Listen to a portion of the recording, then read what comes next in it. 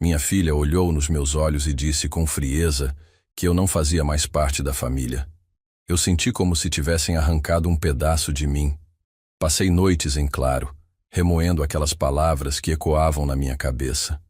Nunca pensei que ouviria algo assim de quem eu carreguei no colo, de quem vi dar os primeiros passos, de quem dei tudo o que podia para crescer com dignidade. Mas a vida, essa velha senhora cheia de ironias, me guardava uma surpresa. Quando minha voz saiu no rádio anunciando a minha vitória, já era tarde demais para ela se arrepender. Eu sou Antônio, um homem de 72 anos. Nasci no interior de Minas Gerais, filho de agricultores simples, que me ensinaram que o suor na testa vale mais que qualquer título. Passei a juventude cortando estradas como caminhoneiro, levando cargas pelo Brasil afora. Não era fácil, não. No frio do sul, no calor escaldante do Nordeste, comendo marmita fria na beira da estrada e dormindo em redes improvisadas dentro da boleia. Tudo para garantir que em casa nada faltasse. Criei meus 2 filhos e minha filha com o que ganhava no volante, sempre sonhando que eles tivessem a vida que eu nunca tive. Minha esposa, Lourdes, sempre foi meu alicerce, a mulher que segurava as pontas quando eu estava rodando por semanas sem voltar. Antes de continuar essa história, quero agradecer a você que está ouvindo. É muito difícil abrir meu coração assim, mas sei que muita gente vai se identificar. Se essa história tocar você de alguma forma, ajude esse canal se inscrevendo, comentando a cidade de onde me escuta e compartilhando com alguém da sua família. Isso dá forças para que mais histórias como a minha cheguem a quem precisa ouvir. A frase cruel da minha filha não veio de repente. Foram anos em que eu percebia, aos poucos, que o carinho dela se transformava em indiferença. Eu ligava e ela não atendia. Mandava mensagem e a resposta vinha fria, seca, quase como se fosse obrigação. No começo eu me enganava. Ela está ocupada, a vida hoje é corrida, os jovens vivem cheios de coisas para fazer. Mas no fundo eu sabia. Sabia que eu já não era prioridade.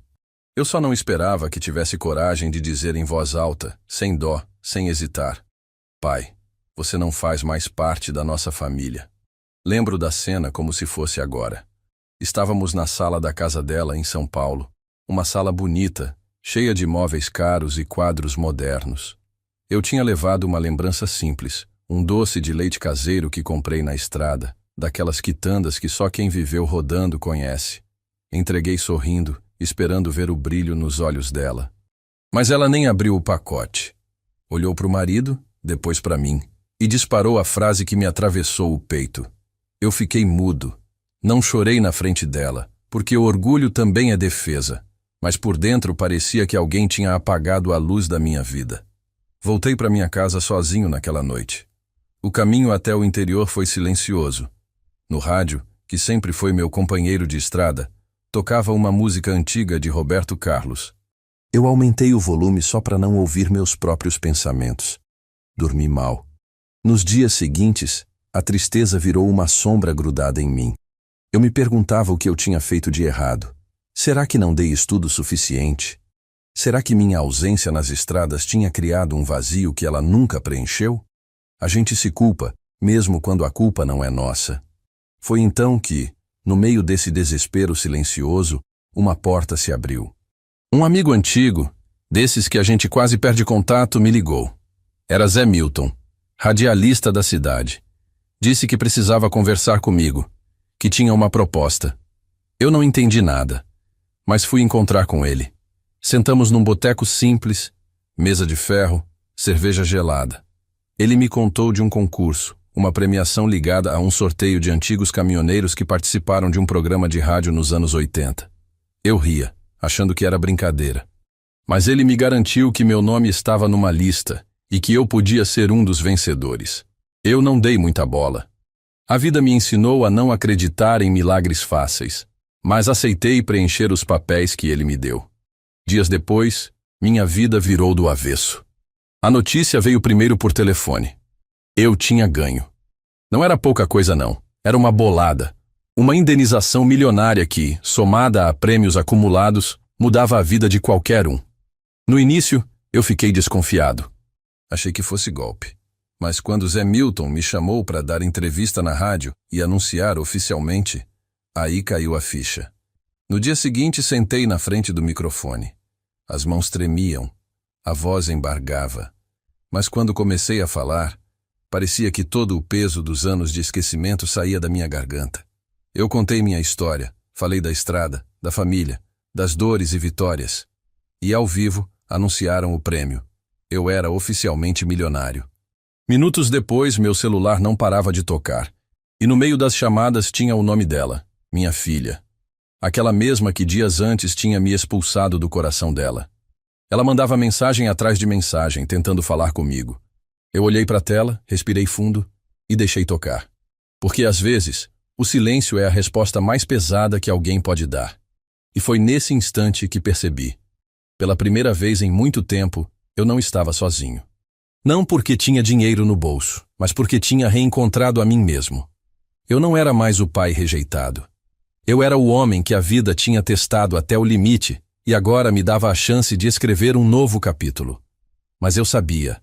Aquilo era só o começo. Ainda haveria encontros, memórias e decisões que pesariam no meu coração. E a maior de todas era escolher se eu abriria a porta para minha filha de novo, ou se deixaria fechada para sempre. O telefone tocou 3 vezes seguidas antes de cair no silêncio. Eu deixei. Olhei para a tela, vi o nome dela, minha filha, e fechei a mão como quem segura um volante numa curva perigosa. Quando veio o primeiro áudio, apertei o play no Viva Voz e me apoiei no batente da janela. Pai, me atende. Eu exagerei aquele dia. A gente precisa conversar, por favor. A voz dela veio tremida, mas eu escutava ali um outro som por baixo, um metal raspando. A pressa de quem quer consertar o que está exposto demais. O telefone voltou a tocar. Eu respirei fundo, abri a janela para entrar um pouco da manhã e deixei tocar até o fim. Não por vingança. Por respeito a mim, que eu tinha esquecido por anos. Fiz café na minha canequinha de esmalte descascada, aquela azul que a Lourdes gostava. O cheiro ocupou a cozinha pequena e limpa do meu jeito, com tablete de sabão sobre o tanque e pano de prato dobrado na beira. "Ô, Lourdes, se você estivesse aqui, o que é que você me diria?" Falei sozinho, sem ter vergonha do vazio. Lembrei do jeitinho dela de responder sem levantar a voz. "Antônio, não negocie teu amor. Amor é dádiva, não moeda." Sentei à mesa, as mãos em volta da xícara quente, e fiz um trato silencioso com Deus. Me dá coragem para não virar pedra e me dá lucidez para não ser tapete. Se for para perdoar, que não seja pelo dinheiro, que seja por quem eu sou. A radiozinha de pilha na prateleira chiou baixinho. Reprisavam o trecho da entrevista. Minha voz grave, mais firme do que eu lembrava, contando da estrada, da saudade dos meninos, do medo de tombar um caminhão e do alívio de chegar vivo em casa. A sensação era estranha. Eu me ouvia como se fosse outra pessoa, e ao mesmo tempo eu me reconhecia ali, inteiro. Saí cedo. Zé Milton pediu para eu passar na rádio de novo. "Tem papelada, Antônio, e uns ouvintes querem te dar um abraço." Fui a pé, devagar, sentindo o sol raspando os telhados. Quando cheguei, o estúdio estava mais barulhento do que no dia anterior.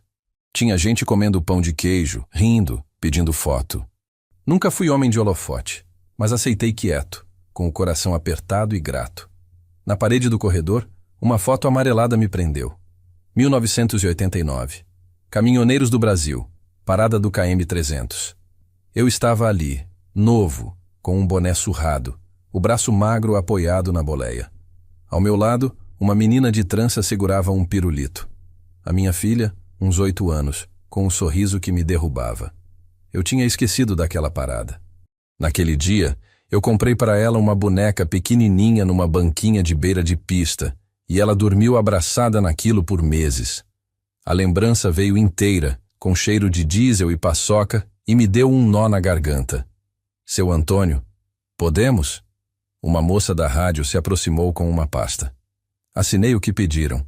Tirei uma cópia do documento do prêmio, peguei um envelope com o primeiro depósito e guardei no bolso da camisa como quem guarda retrato.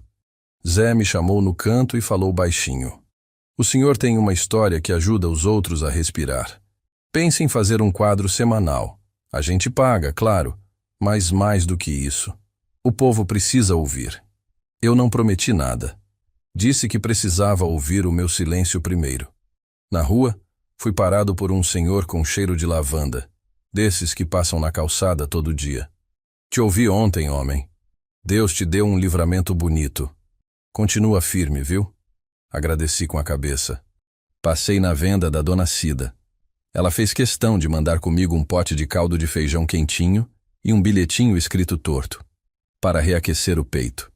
Em casa, enquanto o caldo descansava na panela, abri a gaveta onde guardo coisas que ninguém mais toca. Um chaveiro de couro com a plaquinha de metal do meu primeiro caminhão, 2 cartas dobradas da Lourdes e uma fita cassete com a etiqueta Rádio 1991. Coloquei a fita no aparelho antigo e deixei rodar. Era uma gravação minha, de madrugada, mandando abraço para os companheiros de pista, pedindo uma música do Almir Sater e falando de uma menina que queria que eu voltasse cedo. Pai, não esquece do meu desenho. A voz dela, miudinha, subiu do passado como um passarinho abrindo a asa na sala. Quando o telefone tocou de novo, eu já não tremia. Atendi. Pai, eu falei coisa que não devia. A gente estava nervoso. Eu me arrependo. Havia pausas calculadas entre as palavras dela, como quem escolhe o terreno antes de pisar. Eu ouvi você na rádio. Todo mundo ouviu. O Lucas perguntou de você. Quer te ver. O nome do meu neto furou minha couraça. Fechei os olhos. Eu quero ver o Lucas. Sempre quis. Mas tem uma coisa antes, minha filha. A ponte entre a gente rachou. Quem pisar nela agora precisa vir descalço e com calma. Do outro lado, o silêncio. Pai, a gente pode passar aí? Hoje não. Hoje eu vou ao banco. Só isso. Ela respirou fundo. Tá, depois a gente fala. Desliguei, encostei a testa na porta e deixei a casa me abraçar. Na agência, a gerente, uma moça chamada Paula, me chamou de seu Antônio, com respeito que não se compra. Primeiro, parabéns. Segundo, o senhor tem todo o direito de ser prudente. Eu ri de canto. Prudente é o nome da minha angústia. Sentamos na mesa de vidro. Ela me explicou coisas que eu nunca tinha ouvido. Fundos, aplicações, resgate, liquidez. Eu interrompi. Paula, vamos fazer o simples. Eu quero separar um pedaço para mim, outro para o Lucas, se tornar adulto com calma, e um terceiro para um negócio que me está latejando aqui. Bati de leve no peito. Quero criar um fundo pequeno, mensal, para abastecer uma conta solidária para caminhoneiro doente. Gasolina de ambulância, remédio, viagem para tratamento, coisa prática, sem papel demais. Ela abriu um sorriso bonito. Dá para fazer, e dá para fazer transparente. Assinamos papéis, abrimos as contas, e eu saí com a sensação de que parte do peso tinha virado estrada. No caminho de volta parei no Estrela do Norte, um posto velho que resistiu à modernidade com teimosia bonita. O frentista é o Baiano, meu conhecido de carteira e história. Ô, Tonhão, me diga que eu não tô vendo fantasma. Você no rádio e agora aqui? Ele me abraçou com força que quase me desmontou. Sentamos no banquinho ao lado da bomba e ficamos falando de coisa antiga, da vez que um pneu estourou na Serra do Cafezal, da noite que a Lourdes apareceu com 2 cafés numa garrafinha térmica na guarita e me fez prometer que nunca mais dirigiria virado. Baiano entrou no escritório e voltou com uma caixa de papelão suja de poeira. Olha o que achei num armário. Um álbum do pessoal da estrada. Folheei devagar. Tinha fotos de casamentos improvisados em postos, batizados em capelas de beira de BR, aniversários com bolo de padaria e vela de supermercado. Numa das páginas, lá estava outra vez a minha menina, com tinta guache azul no queixo, tentando escrever pai num papelão. Aquela tinta azul era a cor da minha felicidade na época. Levei a foto comigo, com a bênção do Baiano dentro da carteira. À noite, o sono veio quebrado. Sonhei com a Lourdes encostada no batente da porta, com o avental de bolinha e o cabelo preso num coque vacilante. Ela não falava. Só me olhava com aqueles olhos de quem sempre entende primeiro e explica depois. Acordei no escuro com o coração manso. Fiquei ouvindo o relógio da sala tique-tique-tique, contado por um tempo novo que eu ainda não sabia medir. Quando clareou, eu decidi ligar para a minha filha antes que a cidade acordasse. Ela atendeu de primeira. Pai, filha, eu quero te ouvir. Mas eu só consigo dar um passo se você disser com todas as letras que me tirou da família por escolha sua, e que isso foi crueldade. Eu não sou cofre. Eu sou pessoa. Do outro lado, silêncio de novo, mais pesado. Eu sabia que ela estava escolhendo as palavras como quem escolhe ferramenta, a que corta menos, a que não arranha a imagem. Pai, apaga o que eu disse, por favor. Eu falei com raiva. A gente estava passando por umas dificuldades e eu perdi a cabeça. O agente dela me atravessou. Eu ouvi uma respiração masculina ao fundo, o som de uma porta fechando, um rumor de conversa baixa. Ele tá aí? Perguntei. Quem? Teu marido. Tá. Então me escuta. Você é minha filha e sempre vai ser. O que você disse não é raspado de unha, é faca no osso. Se você quiser consertar, não começa pelo dinheiro, começa por mim. Eu tô aqui. A voz dela ficou mais fina. Tá. Me chama pelo meu nome de dentro, pai. Ouvi ela engolir seco. Pai. Agora sim, depois a gente continua. Tá. Dá um beijo no Lucas. Desliguei antes que aquilo virasse negociação. A cidade, pequena como um segredo que todo mundo sabe, começou a girar em torno do assunto. Carros passavam devagar em frente ao meu portão. Uma moça do jornal local deixou um bilhete pedindo entrevista. Eu deixei por debaixo da porta, sem resposta. Desliguei o celular por 1 hora, 2, 3, e peguei a caixinha de madeira que guarda as cartas da Lourdes. Tem uma, de 1997, que sempre me quebra. Antônio, quando nossa menina te olha, ela tá procurando um mapa. Você não percebe, mas você é bússola na mão dela. Encarei essa frase como quem encara uma estrada longa de noite. Eu não queria ser o pai que vira GPS só quando aparece uma herança ou uma manchete. Eu queria ser o homem que ela procura quando quebra o salto no meio da rua e precisa de alguém que fique ao lado até a chuva passar. A voz da minha mulher no papel me ajudou a empurrar o dia. Quando o sol começou a se deitar atrás do morro, a campainha tocou. 3 toques, espaçados, educados demais para quem vem pedir açúcar e urgentes demais para entregador. Enxuguei as mãos no pano de prato e fui. Antes de abrir, espiei pela fresta. Não era a minha filha. Era o marido dela, o genro. Camisa social clara, manga dobrada, relógio brilhando como ímã de atenção, uma pasta preta debaixo do braço. O rosto dele, que eu conheci sorrindo no dia do casamento, agora estava sério, ensaiado. Abri o portão o suficiente para ele me ver, não para entrar.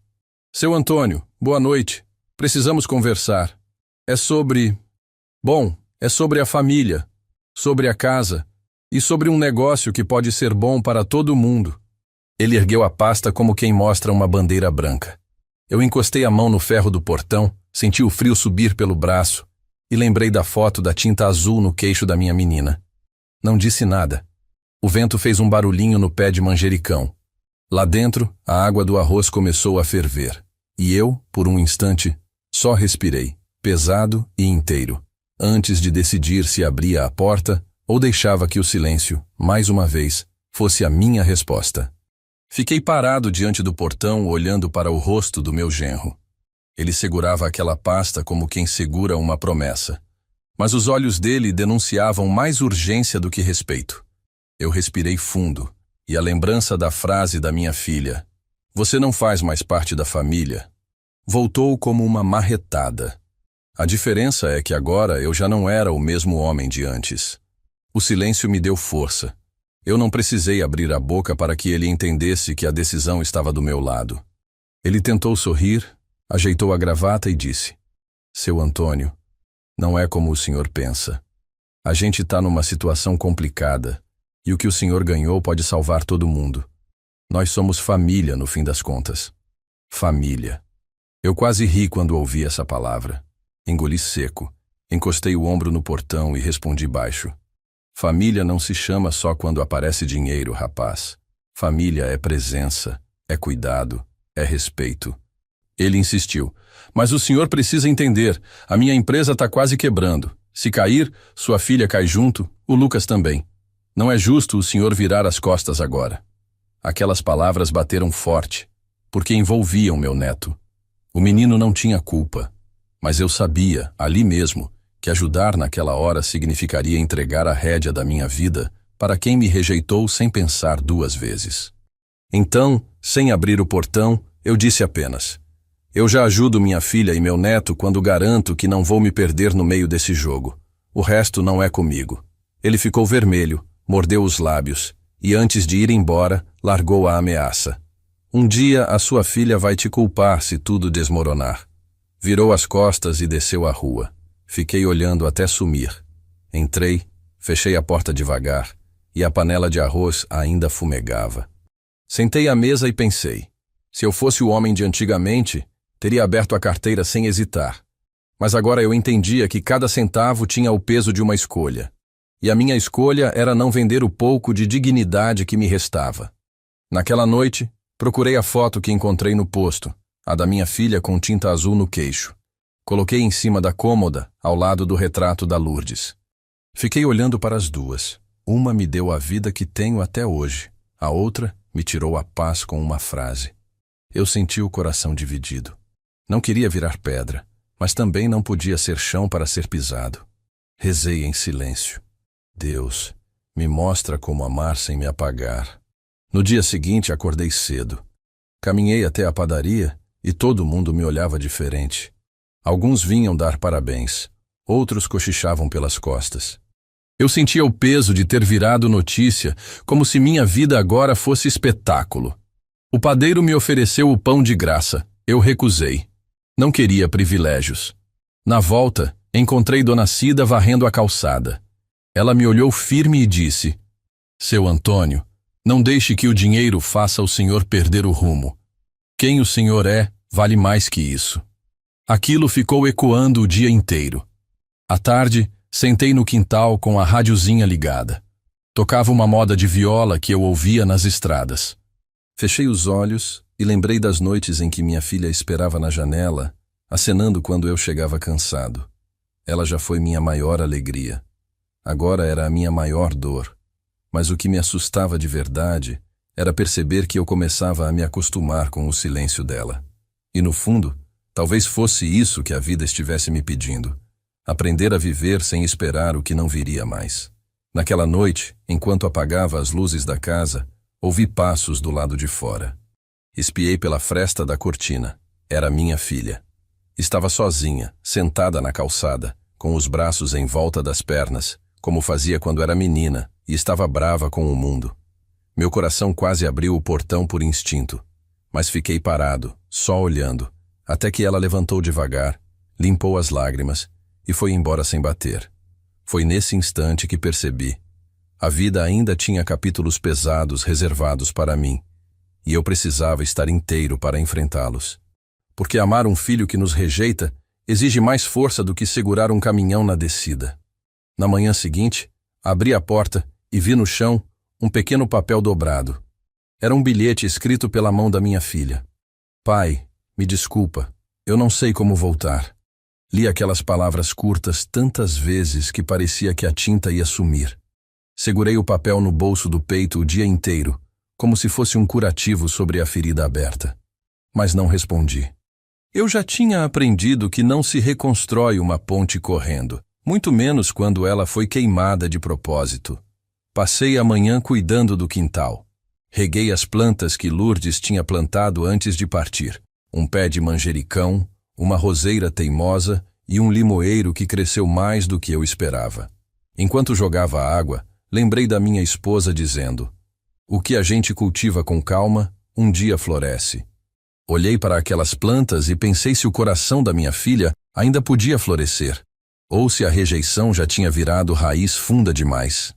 À tarde, fui até a rádio levar uns documentos que ainda faltavam. No caminho, encontrei seu Arlindo, um vizinho de muitos anos, que encostou a mão no meu ombro e disse: Antônio, eu te ouvi no rádio. O senhor falou bonito, mas saiba de uma coisa: dinheiro atrai mais cobra do que sol atrai lagartixa. Cuide-se. Aquelas palavras ecoaram na minha cabeça o resto do dia. Na rádio, Zé Milton me chamou para o estúdio. Antônio, o povo adorou te ouvir. Querem que você conte mais da vida, das histórias da estrada. A gente pode abrir um quadro só seu. No começo, recusei. Sempre fui homem de silêncio, não de microfone. Mas ele insistiu. Às vezes, contar a própria história é o único jeito de não deixar que os outros contem por você. Pensei no que ele disse e aceitei. Assim, toda semana eu teria espaço para falar, não como milionário, mas como homem que viveu e sobreviveu. Naquela noite, quando cheguei em casa, encontrei a foto da minha filha com tinta azul no queixo, ainda em cima da cômoda. Toquei de leve a moldura e falei sozinho. Você me excluiu da sua família, filha, mas eu nunca consegui te excluir da minha. Sentei na sala e fiquei olhando para o portão fechado. A imagem dela, sentada na calçada na noite anterior, não saía da minha cabeça. O coração pedia para perdoar, mas a memória lembrava do veneno daquelas palavras. Dias depois, estreiei meu quadro na rádio. Contei histórias de quando dirigi mais de 1000 quilômetros sem parar, de quando dormi debaixo do caminhão para não perder a carga, de quando voltei para casa só para ver minha filha se apresentar na escola e depois voltei correndo para a estrada. Enquanto falava, senti que não era só eu que precisava ser ouvido. Era uma geração inteira de pais que deram tudo e receberam silêncio em troca. O programa terminou, e quando saí da rádio, havia uma pequena multidão esperando. Gente simples, trabalhadores, jovens curiosos. Um rapaz se aproximou e disse: Seu Antônio, minha mãe chora toda vez que o senhor fala. O senhor conta a história dela. Eu segurei o choro e agradeci. Ali percebi que minha dor não era só minha. Era uma dor coletiva, escondida em muitas casas. Mas naquele mesmo dia, quando cheguei em casa, encontrei minha filha parada no portão. Não trazia pasta, não trazia marido. Estava só. Olhou nos meus olhos e disse: Pai, eu ouvi você no rádio. O senhor falou de mim. Eu sei que fui cruel. Eu queria voltar, mas não sei se ainda tem espaço. Fiquei em silêncio por alguns segundos. O coração batia forte, dividido entre a raiva e a saudade. Respondi apenas: Espaço sempre tem, filha. Mas confiança não se reconstrói com palavras, se reconstrói com passos. Ela baixou a cabeça, chorou em silêncio e foi embora sem dizer mais nada. Eu fiquei ali, parado no portão, vendo-a desaparecer pela rua, e entendi que a vida ia me testar mais do que eu imaginava. Porque perdoar é fácil na boca, mas na prática é como dirigir de noite numa estrada sem farol. Cada metro é uma incerteza. Fechei o portão devagar e pensei: talvez o destino ainda tenha reservado encontros que eu não esperava. E talvez esses encontros tragam respostas que eu sozinho não teria coragem de procurar. No dia seguinte ao encontro no portão, acordei com uma certeza simples martelando no peito. Eu não podia mais empurrar nada com a barriga. Se era para dar um passo, que fosse pequeno, mas inteiro. Peguei o telefone, escrevi uma mensagem curta para minha filha e deixei claro 2 condições. A gente se veria num lugar neutro, à luz do dia e sem o marido. Ela respondeu com um "tá bom", que cabia inteiro na tela, mas que eu sabia que custava caro de pronunciar. Marquei na pracinha da igreja, perto do coreto onde, quando a cidade era menor, a banda tocava dobrado aos domingos. Antes de sair, abri a caixinha de madeira da Lourdes. Eu procurava coragem e encontrei um envelope que nunca tinha reparado. Para quando a nossa menina se perder e quiser voltar, escrito na letra inclinada dela. Segurei aquele papel como quem segura uma mão estendida vinda do passado. Não abri. Coloquei no bolso do peito e parti devagar, contando os passos. Cheguei primeiro e me sentei no banco de madeira gasto pelo tempo. A sombra do ipê desenhava mapas no chão de terra batida. Vi minha filha vindo de longe, o cabelo preso num coque apressado, óculos escuros, caminhando como quem mede cada metro para não tropeçar. À frente dela, o Lucas correu. Vô! Ele bateu no meu peito com um abraço que arrancou de mim um som que eu nem lembrava que existia. Ajoelhei devagar para ficar do tamanho dele e perguntei do jeitinho antigo: E esse time, tá ganhando? Ele riu, abriu a mão miúda e me mostrou um carrinho azul. Esse aqui é o líder. Tirei do bolso o chaveiro do meu primeiro caminhão, aquele com a plaquinha de metal, e coloquei na mão dele. Então toma. Quando você quiser liderar com calma, lembra que a estrada só respeita quem respeita ela primeiro. Ele olhou o metal como se fosse um tesouro de pirata, e minha filha, de pé, assistiu à cena com um brilho molhado nos olhos que há muito tempo eu não via. Sentamos os três. A conversa começou torta, como cadeira de feira. Ela tentou um "pai, eu..." e o resto ficou preso na garganta. Eu poupei ela do esforço de vestir a culpa com palavras bonitas. Filha, não vamos brigar com as letras. O que foi dito, foi dito. Se a gente tem que reconstruir, que seja com tijolo e cimento, não com promessa.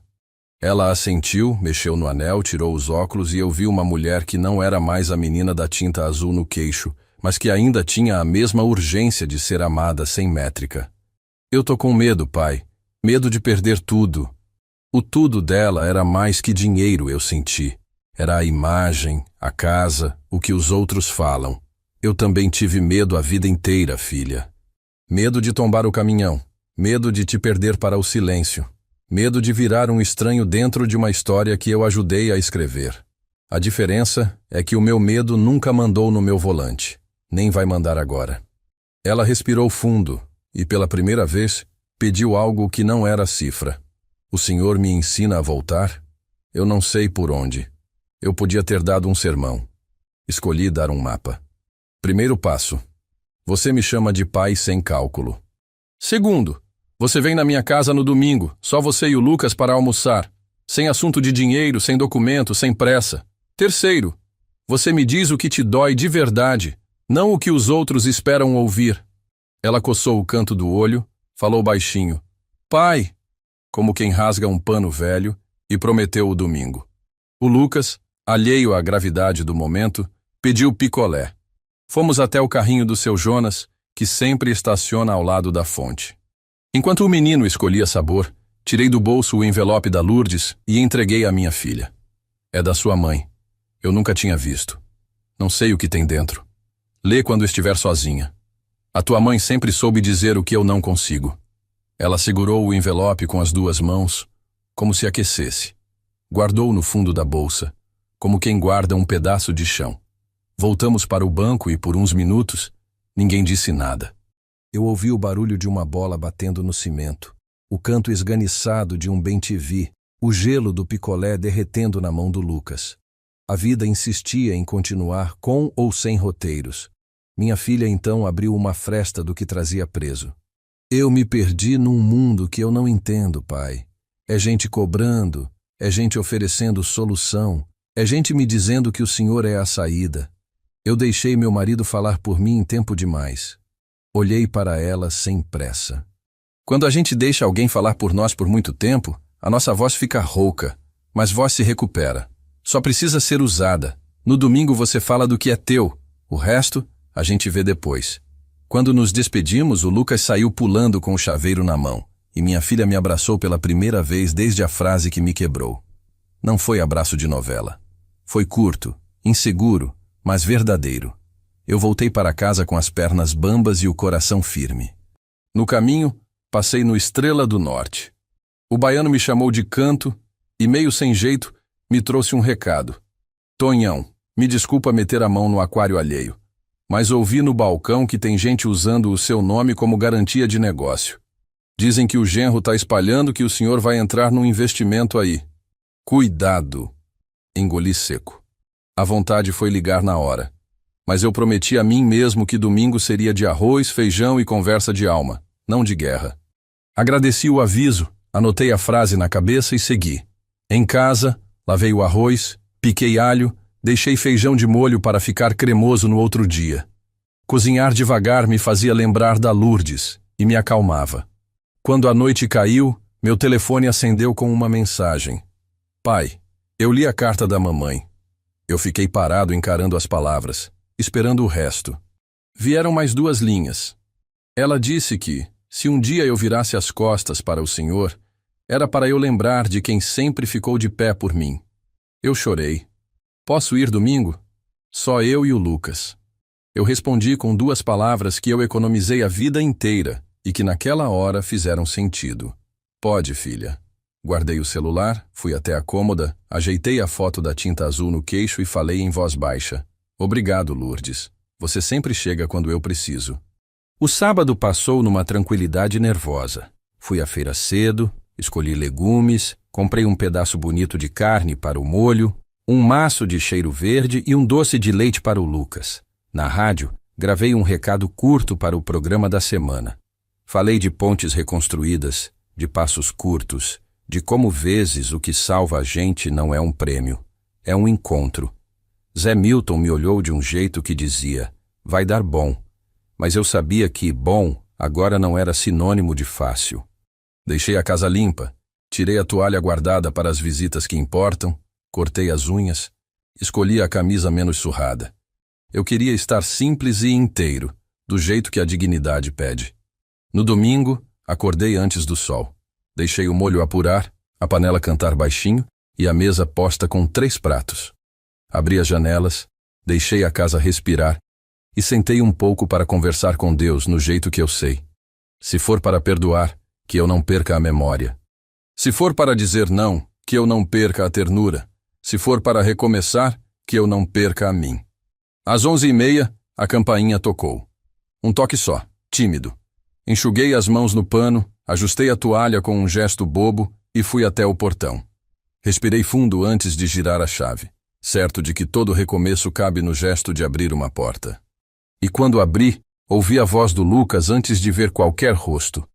Vô, posso dormir aqui hoje? Aquela pergunta simples do Lucas. Vô, posso dormir aqui hoje? Me atravessou como um trovão manso. Olhei para ele com os olhos brilhando de expectativa e depois para minha filha, que estava ao lado, segurando a mão dele sem jeito. Ela parecia constrangida, talvez por saber que aquele pedido vinha carregado de mais coisas do que uma simples noite de sono. Respirei fundo e respondi. Claro que pode, meu neto. Essa casa sempre foi sua também.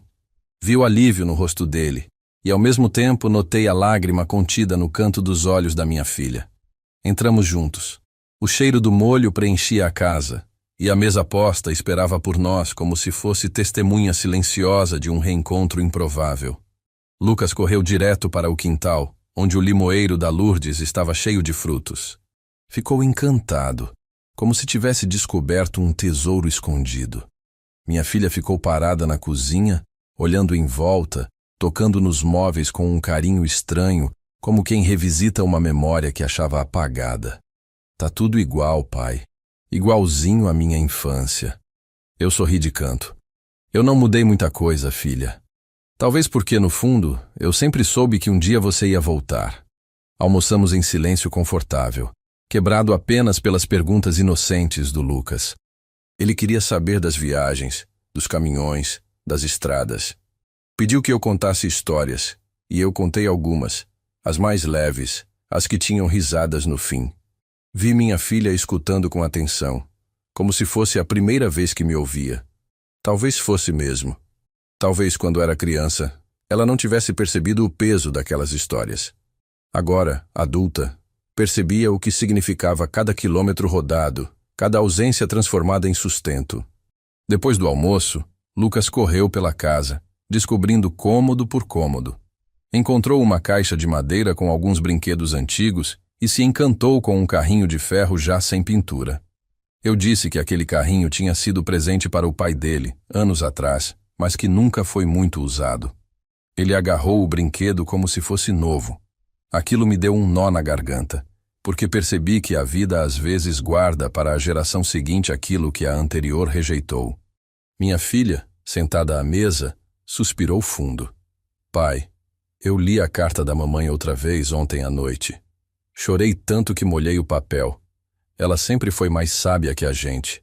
Fiquei em silêncio, deixando que ela falasse. Eu me perdi, pai. Deixei que o dinheiro e a vida confortável falassem mais alto do que a gratidão. Deixei que o meu marido tomasse decisões que eu devia ter tomado. E quando vi, já estava longe do Senhor. E o pior é que tive coragem de falar aquilo. Que o Senhor não fazia parte da família. Eu me arrependo todos os dias. Olhei para ela com firmeza. Filha, arrependimento sem mudança é só remorso. Se você quer mesmo voltar, não precisa pedir licença. Mas precisa aprender que amor não é contrato, não é troca. Amor é presença. Eu sempre estive aqui. Quem foi embora foi você. Ela baixou os olhos, mas não discutiu. E isso já era um passo.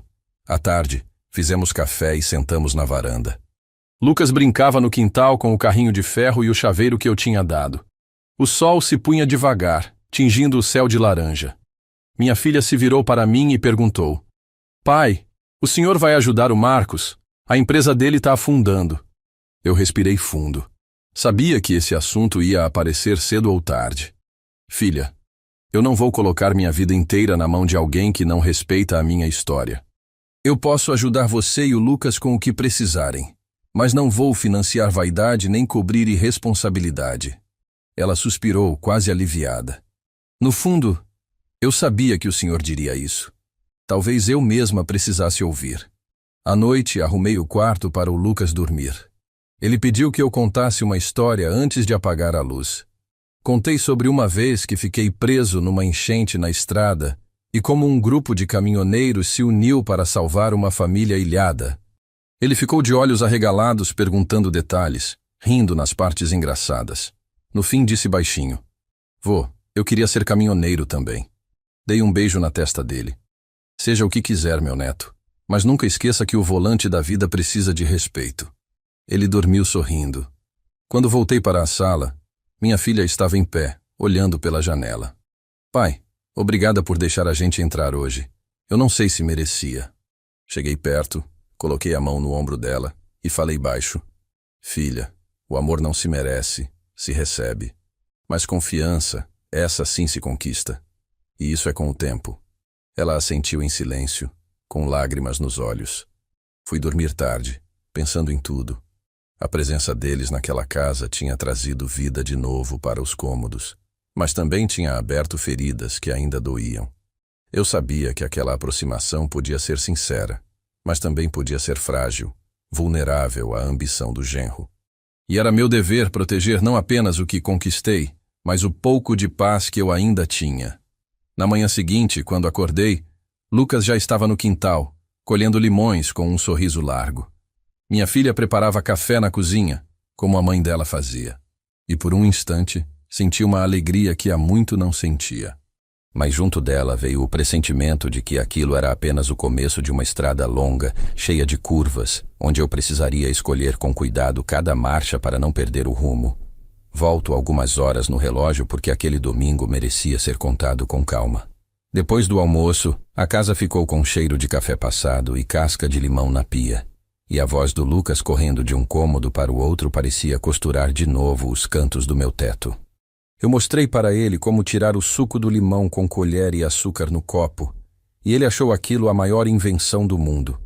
Minha filha, quieta, me observava lavar a louça como eu sempre fiz quando Lourdes cansava. De vez em quando, ela tocava na toalha da mesa ou na maçaneta da porta como quem testa se a memória ainda funciona. Funcionava. Eu trouxe do armário um baralho antigo, arranhado nas pontas, e ensinei o Lucas a jogar buraco adaptado à paciência de criança. Ele ria quando eu fingia perder e dizia que o carrinho de ferro dele era o coringa secreto. Por um instante, a vida inteira coube naquele riso, e eu entendi que às vezes a estrada dá uma reta longa para a gente respirar. O telefone da minha filha vibrou 3 vezes sobre a mesa, com o nome do marido piscando. Ela deixou, como eu tinha feito dias antes.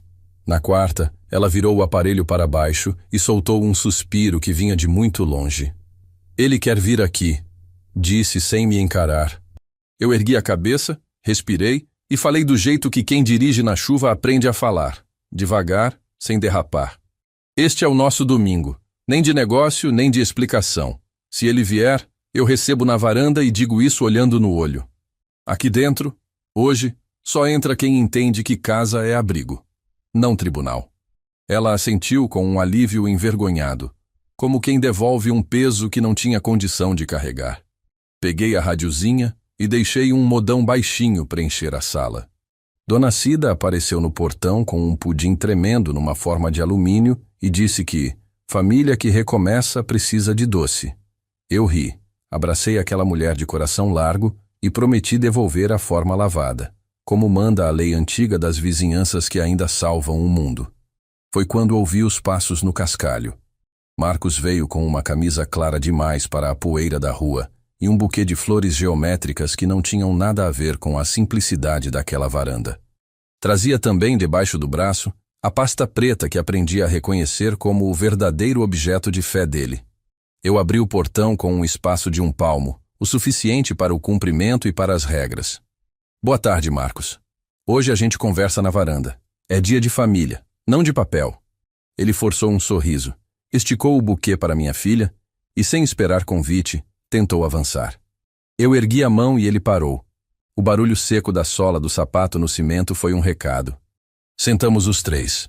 Lucas brincava na sala com o carrinho de ferro, de ouvido sempre à espreita, porque criança capta o que adulto finge que esconde. Marcos começou manso, com a voz aveludada de quem ensaiou no espelho. Seu Antônio, eu errei no tom, tá bem? Só que a situação é urgente. Eu já marquei uma reunião com investidores para amanhã cedo e, para ser transparente, eu adiantei o seu nome só para dar credibilidade. É coisa simples, uma entrada simbólica, depois tudo se resolve. Estamos todos no mesmo barco. Eu respirei fundo, contei mentalmente até 5 como aprendi quando o caminhão sambava no asfalto molhado e respondi sem subir a voz. Meu nome só sai da minha boca, Marcos. E barco que entra água pela mentira afunda levando gente inocente. Ele engoliu em seco e tentou outra pista. Pensa no Lucas, seu Antônio. Eu não tô pedindo nada para mim, é pela família. Olhei para a porta, vi o cabelo do meu neto por trás da quina espiando com aquele olho que quer aprender rápido demais e falei baixo para não carimbar no peito dele um jeito de falar que machuca. Não use o nome do meu neto como boia para negócio furado. O Lucas merece futuro com chão firme, não com promessa de ponte que nem saída tem. Minha filha, até então calada, soltou. Marcos, a gente veio aqui para estar com o meu pai. Só isso. Ele virou para ela com uma impaciência que eu conheço de longe, a impaciência de quem não aceita, não quando já contou o sim para meio mundo. Clara, você sabe que sem esse movimento hoje, amanhã a gente perde tudo. Antes que eu respondesse, o meu celular tocou. Era a Paula, a gerente do banco. Atendi no viva voz porque naquele momento a verdade precisava de testemunhas. Seu Antônio, me desculpe incomodar no domingo, mas tentaram cadastrar hoje uma assinatura eletrônica em seu nome para um contrato de participação. A solicitação veio de um e-mail terceiro. Nós bloqueamos por segurança, mas preciso que o senhor confirme que não autorizou. A varanda ficou um silêncio só. Olhei para Marcos. Não acusei. Não precisava. Paula, não autorizei nada. Obrigado por ligar. Amanhã cedo eu passo aí. Bom, desliguei devagar, como quem recolhe as ferramentas depois de consertar o que dava para consertar naquele minuto. Marcos ajeitou a pasta no colo, mudou o tom, deixou a doçura plástica cair. O senhor está fazendo um caso de um procedimento padrão. Eu queria agilizar. Só isso. Minha filha virou para ele com um espanto triste, o pior dos espantos. Você usou o nome do meu pai sem falar com ele? Ele gaguejou, procurou uma palavra que o salvasse, não achou. Clara, eu estou tentando salvar a gente. Fiquei de pé. Aqui ninguém se salva passando por cima do outro. Eu não sou seu inimigo, Marcos, mas não vou ser sua ponte para você continuar pisando torto. A minha casa está aberta para o almoço, para o café e para a verdade. Para a chantagem, não. Ele levantou também, a veia do pescoço pulando, e soltou aquela velha moeda que gente em afogamento joga achando que compra ar. O senhor vai se arrepender. Eu conheço jornalista, conheço gente em rede social. Ninguém esquece que foi o pai milionário quem virou as costas. Eu encarei com a calma que só tem quem já esperou guincho em madrugada fria. Tem uma cidade inteira que me ouviu dizer que eu não negocio amor. Se quiser notícia, dá a verdade. Que eu disse sim para um domingo com o meu neto e não para uma mentira de segunda-feira. Ele apertou os lábios, deixou as flores na cadeira como quem larga docinho em porta de igreja esperando milagre e desceu a rua. O barulho do salto no concreto foi ficando pequeno. O de dentro da minha filha, não. Ela sentou de novo, abraçou o próprio corpo, Chorou do jeito que a gente chora quando descobre que estava mais sozinha do que imaginava. Eu sentei ao lado, sem tocar. Às vezes o melhor abraço é o que não invade. Quando o Lucas veio até a varanda, enxuguei o rosto da filha com o mesmo pano de prato que minha mulher usava para tirar o pudim do forno.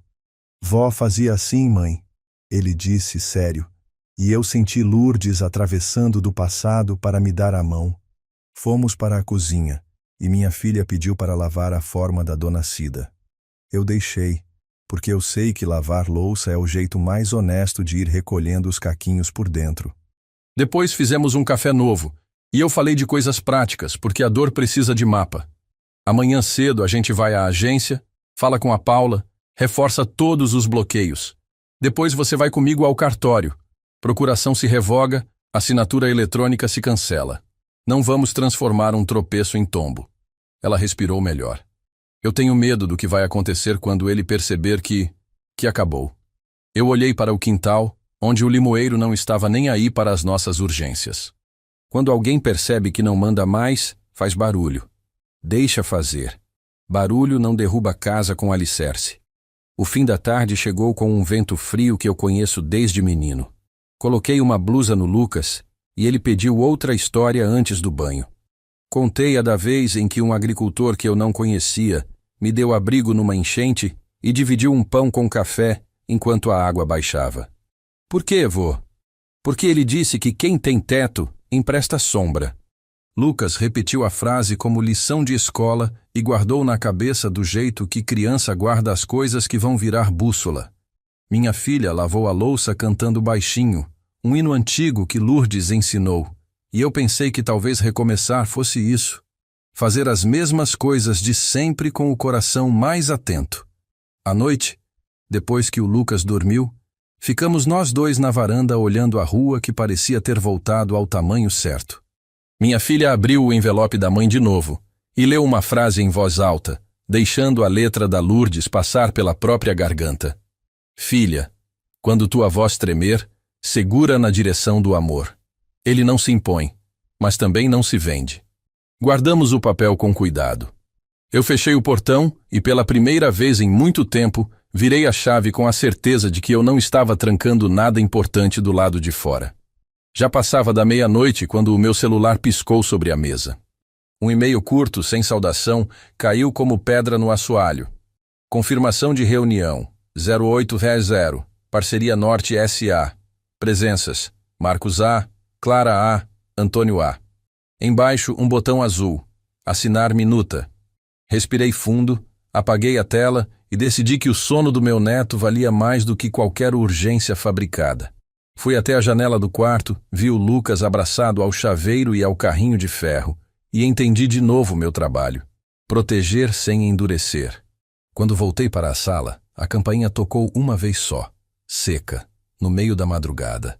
Fiquei de pé no escuro, ouvindo a minha própria respiração e as batidas discretas do relógio, antes de encostar o olho na fresta para ver quem, a essa hora, tinha decidido testar a firmeza da minha porta.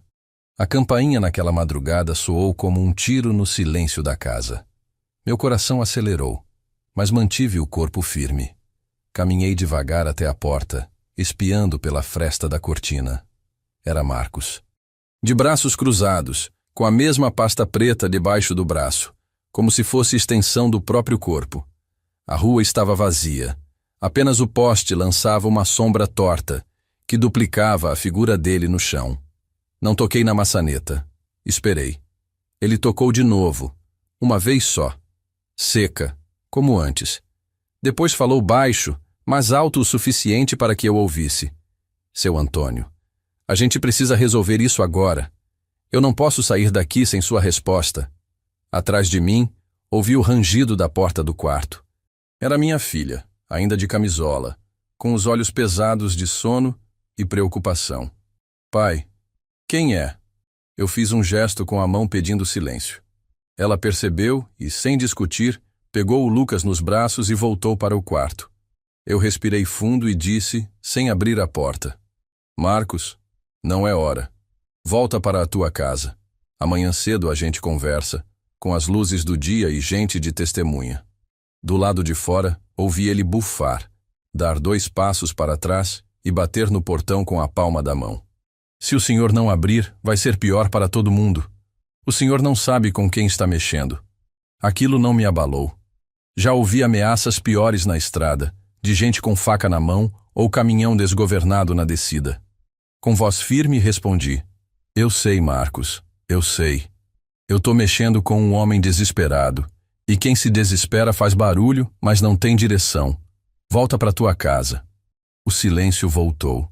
Esperei uns minutos até ouvir o som dos passos dele se afastando. Só então destranquei a porta do quarto e vi minha filha sentada na beira da cama, com o menino dormindo no colo. Ela olhou para mim com medo nos olhos.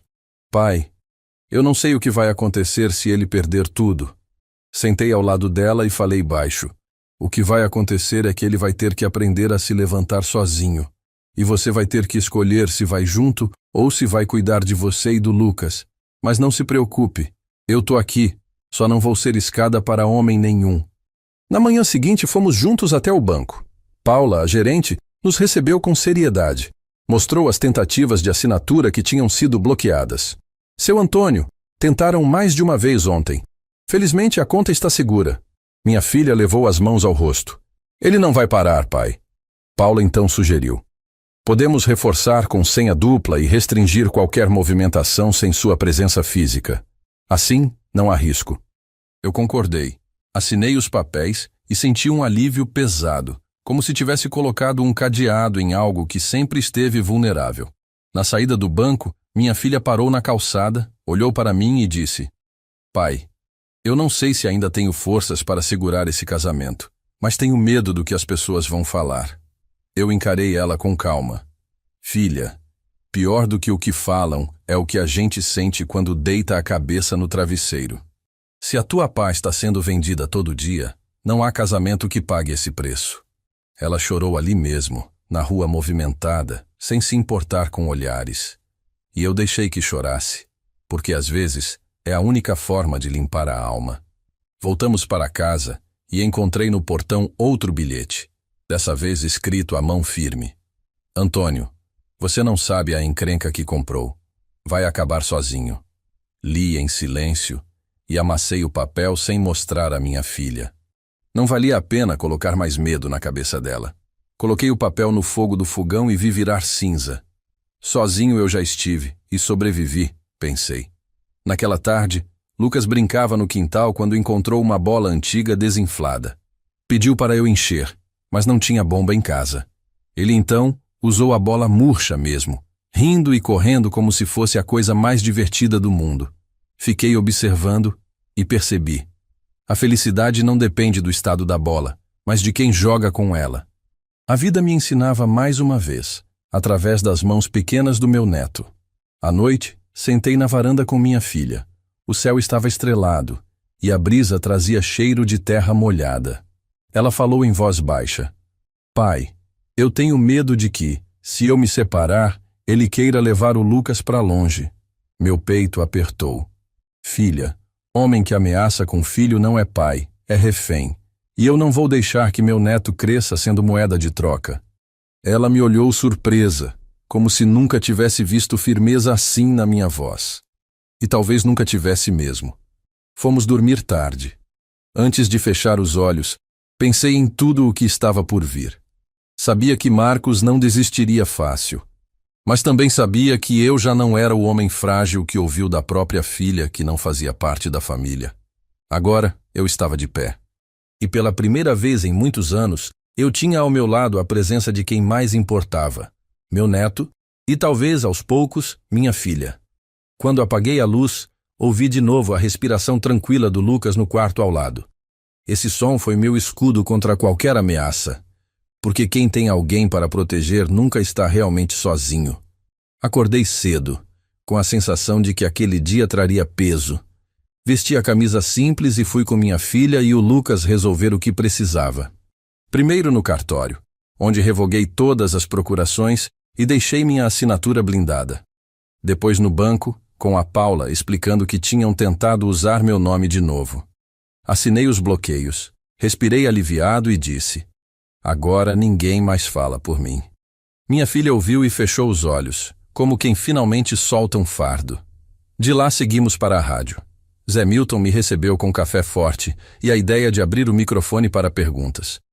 Entrei no estúdio com a foto da minha filha criança no bolso e a coragem que a estrada me ensinou. Quando a luz vermelha acendeu, falei simples. Dinheiro é ferramenta, dignidade é fundamento. Contei histórias da estrada, do domingo em casa, da dor de ouvir da própria filha que eu não fazia parte da família. Disse que amor não se negocia.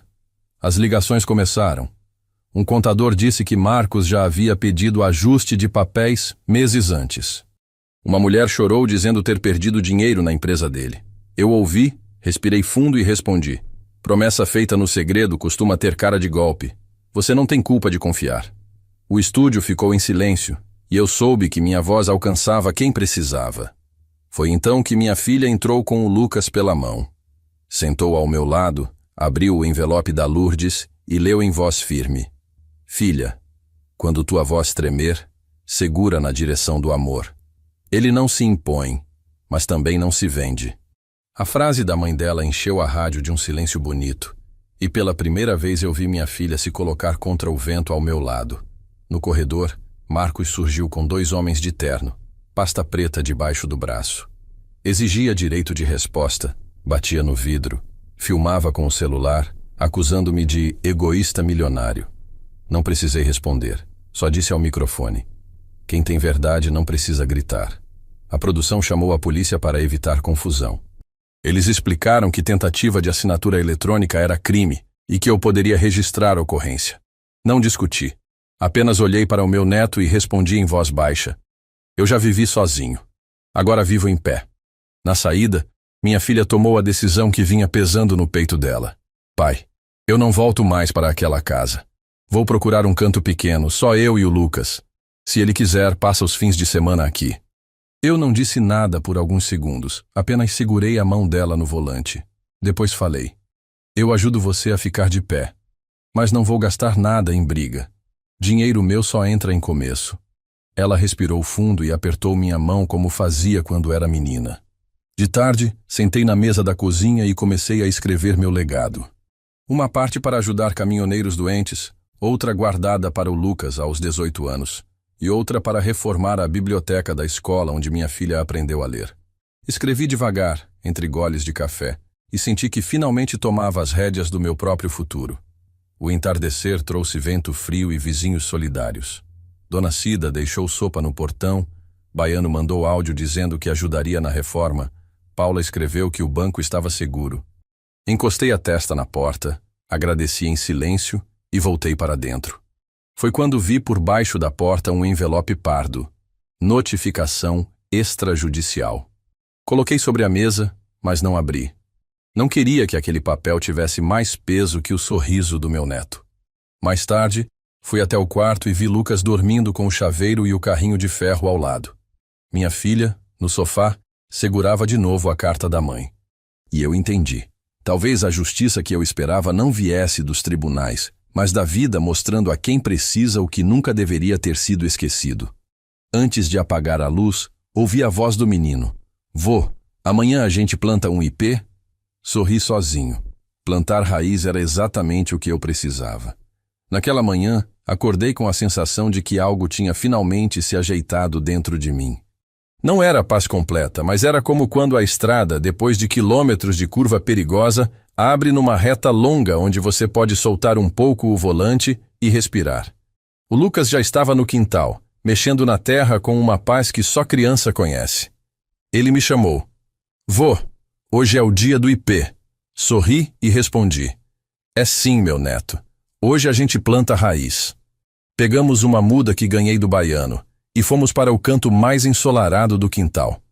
Minha filha assistia da varanda com uma xícara de café nas mãos e os olhos ainda cheios de preocupação, mas também de esperança. Enquanto cavávamos o buraco, expliquei ao Lucas. Plantar árvore é como plantar vida. Você joga a semente e espera, cuida, rega. E um dia ela vira sombra, vira flor, vira abrigo. Ele sério disse. Igual o senhor, vô. Senti as pernas fraquejarem.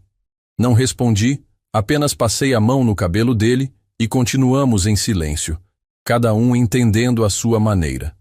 Pouco depois, minha filha se aproximou. Pai, ontem à noite ele mandou mensagem. Disse que não vai desistir, que vai me expor, vai dizer que eu destruí tudo. Olhei para ela com firmeza. Filha, quem ameaça já perdeu. A verdade dele se esfarela no primeiro vento. A nossa não. Você não destruiu nada, apenas parou de ser degrau. Ela chorou em silêncio, mas havia uma força nova em seu pranto, como se finalmente aceitasse que precisava começar de novo, sem medo da opinião alheia. Na rádio, a repercussão do programa ainda ecoava.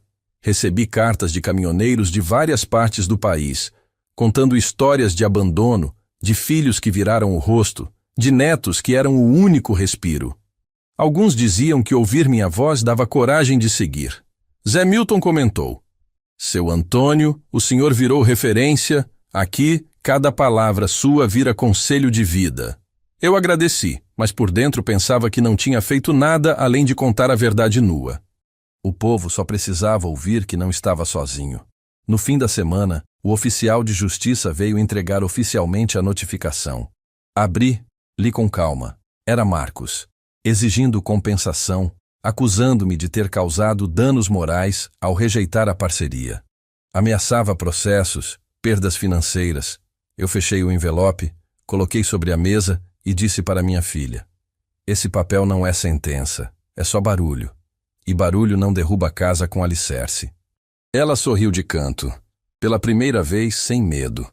Com a ajuda de Paula e de um advogado indicado por Zé, formalizamos tudo. Minhas contas, meus investimentos, meu testamento. Deixei claro onde cada parte iria: o fundo para caminhoneiros, a biblioteca da escola e o futuro do Lucas. O advogado me olhou e disse: Seu Antônio, o senhor não está só protegendo o patrimônio, está protegendo a história. E eu senti que era exatamente isso. Não queria que minha voz fosse lembrada pelo dinheiro, mas pelo que ela sustentava. No domingo seguinte, a casa estava cheia de vida. Dona Cida trouxe bolo de fubá, o baiano apareceu com ferramentas para ajudar no quintal, e até vizinhos que nunca tinham cruzado muito comigo pararam para dar um abraço. Era como se aquela casa que tantas vezes guardou meu silêncio finalmente tivesse se aberto de novo para o mundo. Lucas corria pelo quintal com outras crianças, rindo alto. Minha filha ajudava a arrumar a mesa, e eu percebi. Pela primeira vez em muito tempo, eu não me sentia invisível. No fim da tarde, quando o sol dourava o ipê recém-plantado, sentei com minha filha na varanda. Pai, ela disse, eu tenho medo de não dar conta, mas também tenho vontade de ser dona da minha própria vida e de dar ao Lucas uma infância que não dependa de mentira. Coloquei a mão sobre a dela e respondi: Filha, medo a gente sempre vai ter. A diferença é o que a gente faz com ele. Você agora tem a chance de recomeçar. E eu vou estar aqui, não para decidir por você, mas para ser sombra, quando o sol estiver forte demais. Ela chorou, mas dessa vez com um sorriso leve.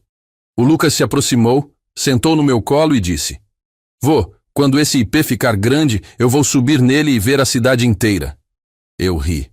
Vai sim, meu neto. E eu vou estar aqui embaixo, segurando para que você nunca caia. Quando a noite caiu, fiquei sozinho na varanda, olhando para o ipê. Pensei em tudo: no abandono, na dor de ouvir que não fazia parte da família, nas ameaças, na raiva contida. Mas também pensei no reencontro, no abraço do neto, na carta da Lourdes que parecia ter sido escrita para aquele momento.